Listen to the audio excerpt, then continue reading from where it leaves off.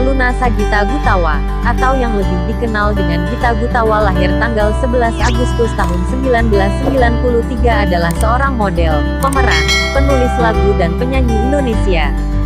Ia adalah putri dari musikus dan komponis Indonesia, Erwin Gutawa Sumapraja. Gutawa terlahir dengan nama Aluna Sagita Gutawa. Aluna Sagita berarti irama lagu, di Jakarta, Indonesia pada tanggal 11 Agustus tahun 1993, putri dari pasangan Erwin Gutawa, seorang komponis ternama, dan Lutfi Andriani. Sebagai anak pertama, Gita suka menyaksikan pertunjukan musik ayahnya. Oleh sebab itu, ia didaftarkan di sebuah kursus piano klasik, dan kemudian dikirim untuk mengikuti kursus vokal dalam rangka mengembangkan suara soprannya. Gita mendapat dukungan penuh dari ayahnya, yang turut membantu membimbingnya. Dalam konser dekade Chrisye, yang seringkali berkolaborasi dengan ayahnya, ia diundang untuk tampil di atas panggung. Gita kemudian mengatakan bahwa Chrisye adalah salah seorang idolanya. Meskipun pada awalnya sempat belajar piano, Gita kemudian beralih ke vokal. Bakatnya ditemukan pada tahun 2004 saat ia sedang berlatih vokal, kemudian diminta untuk berduet dengan Ada Band. Setelah merilis album duet Surga Cinta pada tahun 2005, yang terjual sebanyak 800.000 kopi, Gita ditawari oleh Sony Music Indonesia untuk merekam album solo. Keberhasilan album solo pertamanya, yang bertajuk Gita Gutawa, menyebabkan banyaknya tawaran akting dan penampilan media yang datang kepadanya. Sejak merilis album debutnya, ia telah menelurkan 2 album, yakni Harmoni Cinta pada 2009 dan album religi balada Sholawat pada 2010. Sebagai aktris, ia telah membintangi 2 sinetron, yaitu Ajari Aku Cinta dan Ajari Lagi Aku Cinta. Gita juga turut menjadi pengisi suara dalam film animasi Meraih Mimpi, dan merintis debut akting filmnya dalam film Love in Part pada tahun 2010.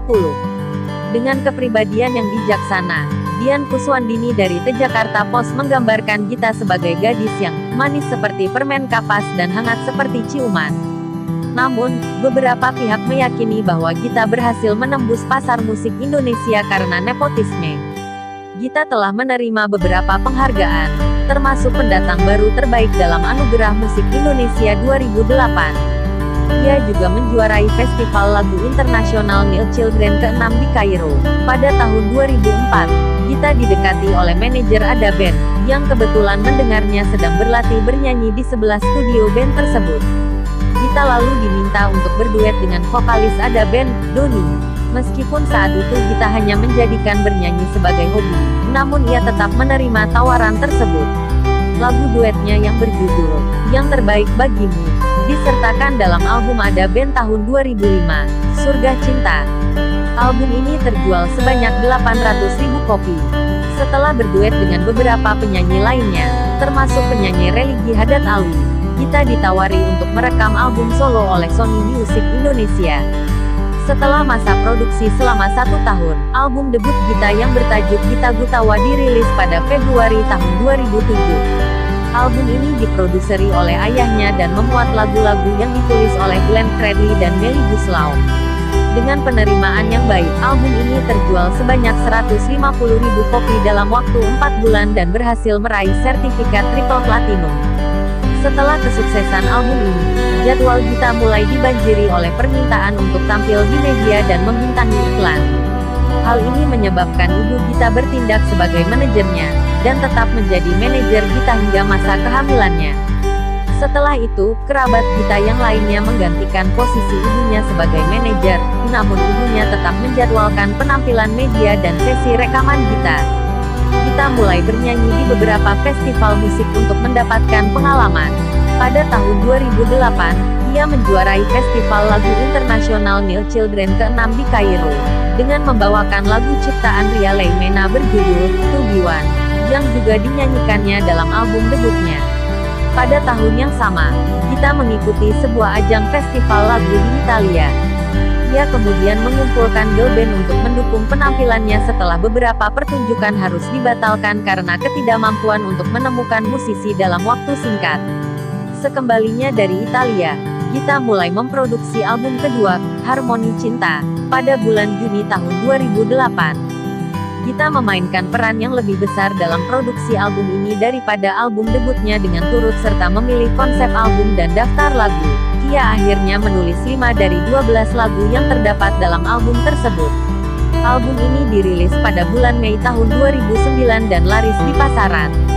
Pada bulan Agustus pada tahun yang sama, Gita merilis biografinya yang berjudul Kotak Musik Gita Gutawa.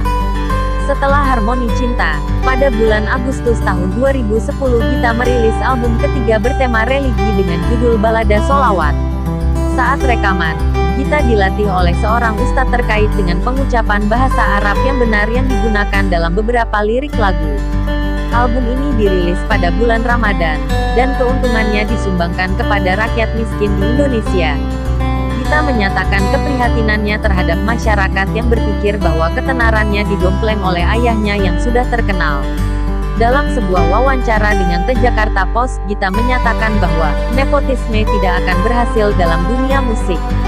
Dengan demikian, Gita berusaha untuk menegaskan bahwa duetnya dengan Ada Band dan kontrak dengan Sony Music diraih oleh dirinya sendiri.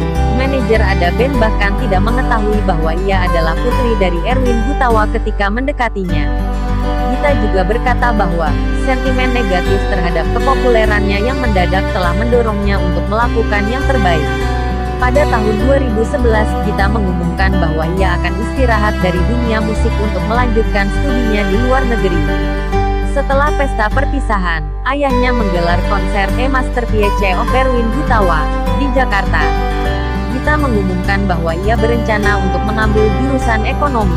Pada tanggal 5 April tahun 2012, saat pulang ke Indonesia dari tempatnya berkuliah di Inggris, ia membawakan lagu Chrisye berjudul Baju Pengantin dalam konser Kidung Abadi Chrisye di Plenary Hall, Jakarta Convention Center.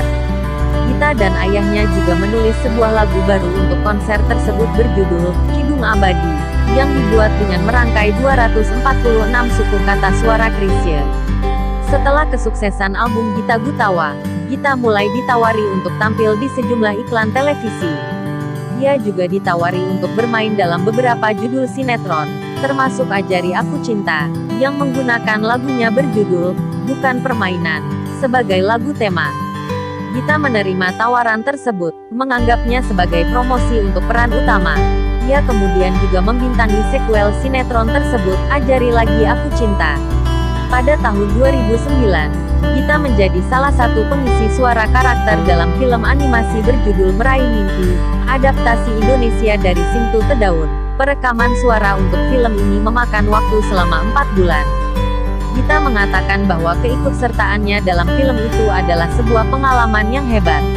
Tahun berikutnya, ia bermain dalam film panjang pertamanya, Love in Perth, di mana ia memerankan seorang siswa pemalu yang sedang menempuh pendidikan di Perth, Australia.